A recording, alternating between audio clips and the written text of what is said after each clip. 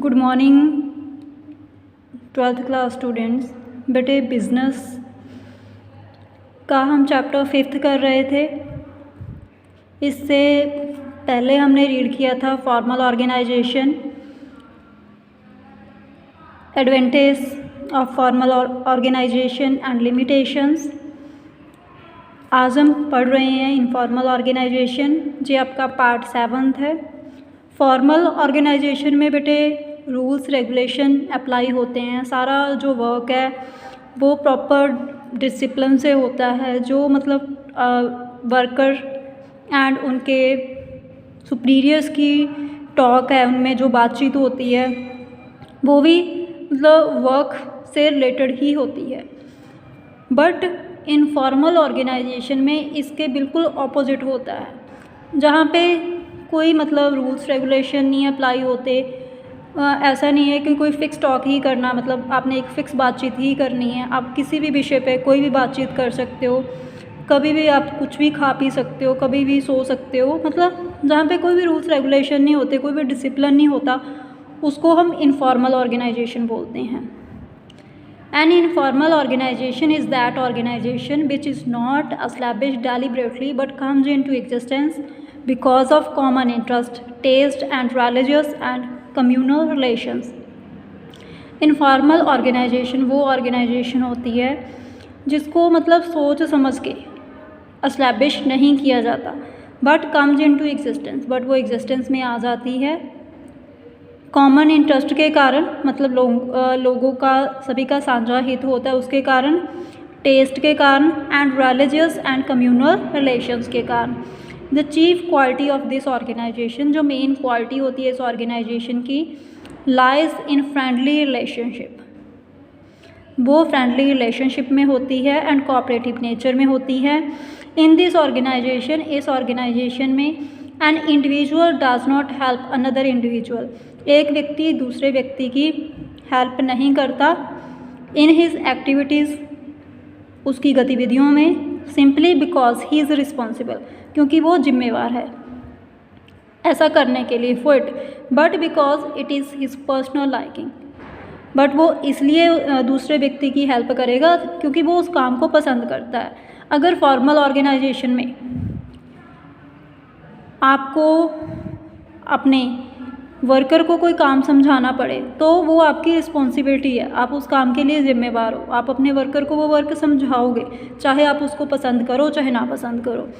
But informal organisation में क्या होता है, अगर आप चाहोगे तो आप अपने साथ वाले को, अपने अंडर किसी पर्सन को, या आपके जो हेड हैं उनको कोई बात बता दोगे, या उनको कोई काम समझा दोगे। अगर आप नहीं पसंद करते तो नहीं बताओगे। बट इनफॉर्मल ऑर्गेनाइजेशन में आपके ऊपर कोई रेस्ट्रिक्शन नहीं होती कि आपने ये काम करना ही करना है, या किसी दूसरे पर्सन को कोई बात आपने समझानी ही समझानी है। For example in a formal organization में a supervisor in a purchase department, एक सुपरवाइज़र है परचेज डिपार्टमेंट में, consults only the manager of his department, वो अपने मैनेजर के साथ ही कंसल्ट कर सकता है रिगार्डिंग ऑल हिज प्रॉब्लम्स, अपनी सारी प्रॉब्लम्स के बारे में, कनेक्टेड विद हिज एक्टिविटीज़, जो कि उसकी गतिविधियों से संबंधित हैं। But in a informal organisation, but जो इनफॉर्मल ऑर्गेनाइजेशन होती है, एनी मैनेजर, कोई भी मैनेजर किसी भी डिपार्टमेंट का, जो कोई भी सुपरवाइज़र कंसल्ट कर सकता है। नॉट ओनली दिस, सिर्फ यही नहीं, एक जो सुपरवाइज़र है वो डायरेक्टली अपने जनरल मैनेजर के साथ भी बात कर सकता है। देखो डायग्राम में भी रिप्रेजेंटेशन की हुई है, जैसे फ्रंट से शो किए गए हैं कि वो डिनर बोल सकते हैं या लंच कर रहे हैं इकट्ठे मिलके, और जो मतलब हमें दिख रहा है ये उनका इनफॉर्मल वे है। According to Chester Barnard, that organisation is informal, वो ऑर्गेनाइजेशन इनफॉर्मल होती है where the mutual relations are established unconsciously, जहाँ पे आपस के जो रिलेशंस हैं पर्सन्स के, वो बिना सोचे समझे एस्टैब्लिश होते हैं कॉमन ऑब्जेक्टिव के लिए, सांझे उद्देश्य के लिए। Main features of informal organisation, following are the main features of informal organisation. Based on formal organisation, formal organisation के बिहाफ पे, this is based on formal organisation, जो फॉर्मल ऑर्गेनाइजेशन के ऊपर डिपेंड है। वेयर पीपल ऑल्सो, जहाँ पे लोग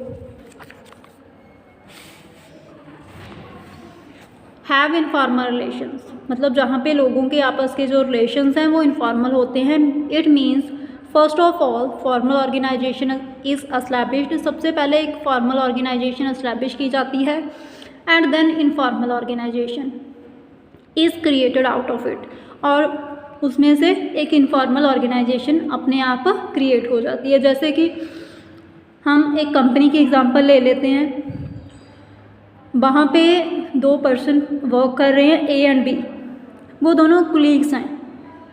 organisation में वो जो एक दूसरे के साथ बात करेंगे वो सिर्फ वर्क से रिलेटेड ही बातचीत होगी और वो उनकी फॉर्मल टॉक होगी। और अगर वो ऑर्गेनाइजेशन में कोलीग्स हैं और एक दूसरे को वो पसंद करते हैं, एक दूसरे के नेचर को पसंद करते हैं, तो हो सकता है कि अपनी मतलब डे टू डे लाइफ, जो नॉर्मल लाइफ में वो एक दूसरे के फ्रेंड्स हों और वो अपने पर्सनल मैटर भी एक दूसरे के साथ शेयर कर रहे हों, तो वहाँ पे वो इनफॉर्मल टॉक भी आपस में कर सकते हैं। तो उनका जो इनफॉर्मल रिलेशन है फ्रेंड्स का, वो उनकी कंपनी जो फॉर्मल ऑर्गेनाइजेशन है वहाँ से ही एस्टैब्लिश हुआ है। It has no written rules and procedures in this organisation, इस ऑर्गेनाइजेशन में there are no written rules and procedures, कोई भी रिटन रूल्स या प्रोसीजर नहीं होते। टू गवर्न इंटर रिलेशनशिप, मतलब जो पर्सनस के आपस के रिलेशन है उन पे कोई भी रूल्स रेगुलेशन अप्लाई नहीं होते। But there are group norms, but हर एक ग्रुप के कुछ नॉर्म्स होते हैं which have to be observed, जिनको ऑब्जर्व किया जाता है। जैसे कि employees working in an organization, employees एक ऑर्गेनाइजेशन में वर्क कर रहे हैं, and belonging to a particular community, और वो एक स्पेसिफिक कम्युनिटी से संबंधित हैं। फ्रॉम अ सेपरेट ग्रुप, और वे उन्होंने एक सेपरेट ग्रुप बनाया है इनफॉर्मल वे से। Gradually some norms do emerge, मतलब स्लोली कुछ नॉर्म्स बन जाएंगे, जैसे कि helping the member of their group, अपने ग्रुप के मेंबर्स की हेल्प करना। To find solution to the problems के सोल्यूशन फाइंड करने में। रिलेटेड टू हिज वर्क, जो उनके वर्क से संबंधित हैं, और his own self. Similarly they protect the members of their community, इसी तरह वो अपने मेंबर्स को प्रोटेक्शन देते हैं अपनी कम्युनिटी में फ्रॉम द मैनेजर एक्सप्लोटेशन, मतलब जो मैनेजर्स एक्सप्लोट कर रहे हैं किसी भी वे से वर्कर्स को, उससे बचाते हैं, जब मेंबर्स को बचाते हैं। In this way all the person joining this informal group, इस तरह सारे जो पर्सनस इनफॉर्मल ग्रुप को ज्वाइन कर रहे हैं will be bound to observe the norms of the group, वो जिम्मेवार होते हैं ग्रुप के नॉर्म्स को फॉलो करने के लिए। बेटे इसी के साथ आपकी ये वीडियो कंप्लीट है। Thank you.